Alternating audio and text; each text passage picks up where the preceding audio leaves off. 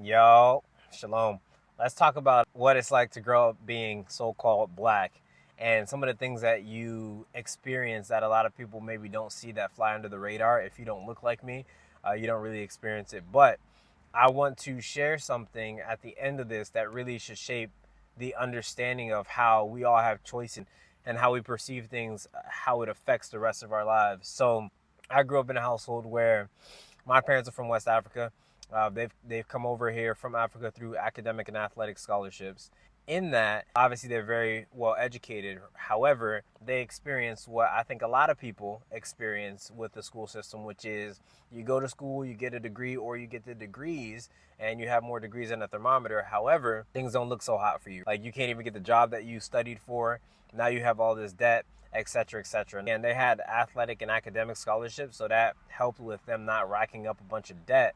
However, it still is an L to the soul when you put in time and effort into something specifically and then you didn't get the outcomes that you wanted, right? Sometimes obviously you can go into the specificities of, okay, well, what did they study? But again, a lot of us are told that, you study these certain things and you'll be able to get a job, or you'll go to the job and they'll say, oh, well, we need a degree. And then you have the degree and now they're like, we need job experience. So I don't know about y'all, but I sat back and watched that and I was like, yeah, this world's a scam. You know what I'm saying? Like, I'll find myself in opportunities that are really based off of your effort and you getting rewarded for that as much as possible, whether it be sales, entrepreneurship, both. Usually they bleed into each other anyway. So I'm gonna put more content out on sales strategies and stuff like that too, because your boy's lethal. But I want to talk about how, growing up in a household like that, where obviously you experience that, it can be easy to write it off as, it's because I'm black. And mind you, there are scenarios and things that, again, are idiosyncrasies that are blind to the naked eye, especially if you don't live the black experience, which is why most of the people who don't live the black experience, sorry, I'm like fighting mosquitoes while I talk. People who don't live the black or brown experience really shouldn't speak on it, right? Because like there's no room, you know what I mean? Like there's no room. Plus, again, there's so many layers I can go with this when it comes to the Bible and seeing it as a history book more than a religious book. Because, yeah, you'll really understand if you read Psalms 83 and then I'm not doing that. Nah, they're in here, boy. Nah, bro, they're in here. That's crazy. Nah. I get paranoid. I see one mosquito and I'm like bugging after that. But anyways, you read Psalms 83 and then you do the research and find out who are these other nations, and then you find out who those nations were conspiring against, and then you find out who those people are modern day, is different, to where again you have no idea all the subtleties and nuances, and even like people who aren't from America, when they come into America, they're planted a certain seed to where it's like, this is how those people are like.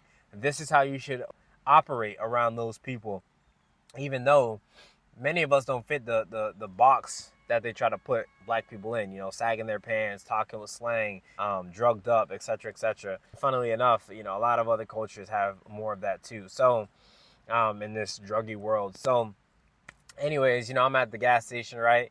And I needed to use the bathroom. So, I'm there. The clerksman was an Indian man. So, it was very subtle and it was quick. I asked, hey, do you guys have a restroom? Now, I'm in my work uniform, you know what I'm saying? Chilling. I just put my earrings in. And even that, right? It's like if you're gonna judge me off of two things that are on my ear, but it's like you ain't peeping the articulation. You know what I mean? Like you're not peeping the posture, the poise, the stance, the looks. Hey man, there's a lot going on over here. You know what I mean? But if you're hyper focused on this and then judging me overall as a whole, that's your problem, bro. That's not mine. Anyways, there's a time and place for everything, right? Ecclesiastes. This gentleman, what he did was he kind of like sized me up real quick, looked to see what was in my hand because I had my keys in my hand. And then he was like, all right, then he gave me the key to go to the bathroom. Again, that's very subtle.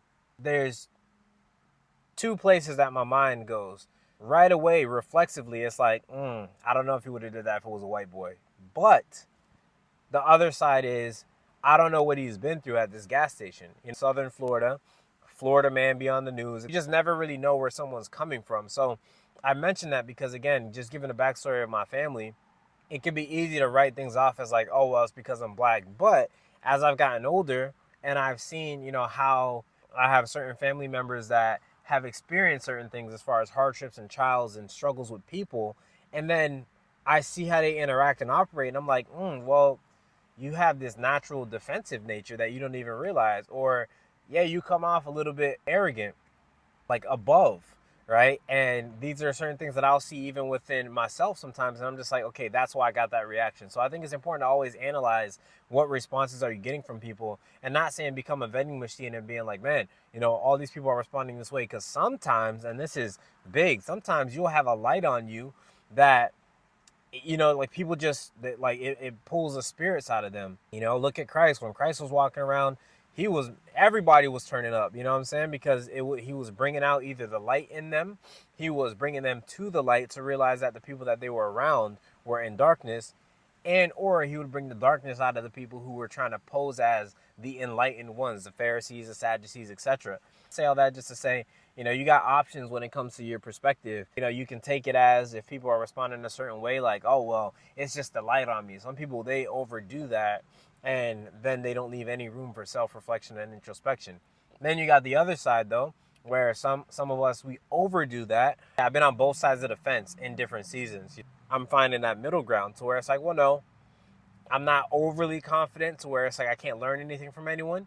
And I don't know if I've ever been there, because to me it's like I'm naturally an athlete, so I'm a sponge, and I may hear something or see something that you're doing better than me that I can maybe take from. So to me, that's just stupid to be closed-minded. So I can't say I've been all the way on that side of the spectrum, but I have had moments though where it's like, you can't tell me nothing because I'm prejudging you and what you may or may not know, or I've already heard that before. I'll catch myself in those moments. So you're either on that extreme, or you are so much of a sponge to where you take everything. You know what I mean? The good, the bad, the ugly. And sometimes you take more of the bad and the ugly than you even realize. And now that's over consuming you. And now you're insecure and depressive. And you second guess everything that you do, things of that nature. So it's like I've been in both seasons. I've been climbing out of certain seasons when it comes to a mixture of the two. And I'll attach a scripture in the caption that speaks to some of these things, because man, that's what really drove me to the scriptures, man. When I started reading the Bible myself, right? KJV, Cambridge version. I started reading this. I don't get paid for this at all. It's just I get paid in the heavens with this right here. But the thing that drove me more and more into it is that there's so much wisdom in the scriptures that really, like, it's a book of life. There's literally a scripture for every single thing. You know what I'm saying? Some may require a little bit more Yep, I got bit.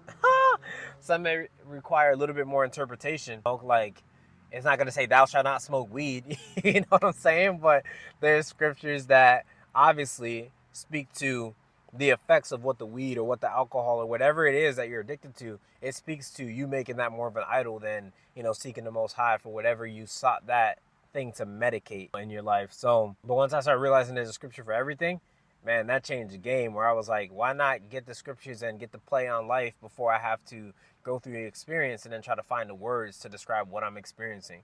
Why not seek the words and the wisdom first and then be like, so when I'm in the experience, I'm like, I was prepared for this as much as I could be mentally, right? I girded up my loins of my mind, and therefore now I can fight this battle, right? The more prepared UFC fighter is the one that usually wins. Anyways, shalom. Love y'all.